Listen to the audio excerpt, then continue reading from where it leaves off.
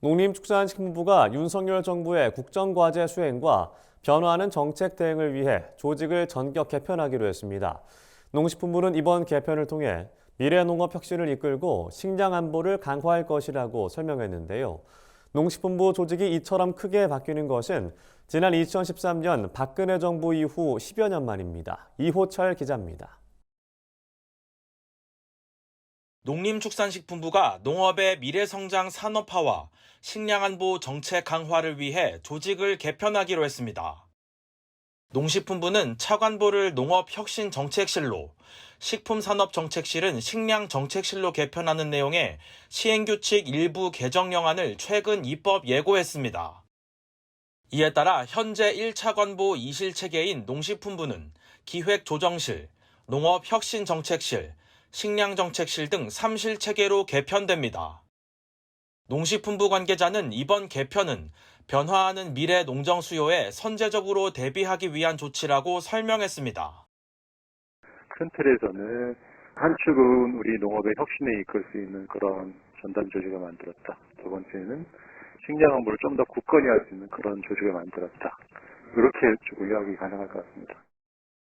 신설되는 농업혁신정책실은 스마트 농업과 농업의 공익가치 향상, 청년 농업인 육성과 대체식품 소재 발굴 등 식품 관련 신산업 육성 기능을 담당하게 됩니다. 명칭이 변경되는 식량정책실은 농축산물의 생산 유통 업무를 분담합니다. 농식품부는 식량정책실을 통해 기후변화와 탄소 배출 감축 등으로 까다로워진 농축산물 생산 여건에 대비하고 먹거리의 안정적인 공급을 확보해 식량 안보를 강화할 것이라고 설명했습니다. 정책 환경 변화에 따른 대응을 위해 국단위 기구의 개편도 이뤄집니다. 농식품부는 농업생명정책관을 농식품혁신정책관으로 개편해 미래농업과 관련된 법률과 제도를 정비하고 정보통신기술기기의 표준화와 첨단 농기자재의 연구개발 등의 업무를 전담토록 할 것이라고 밝혔습니다.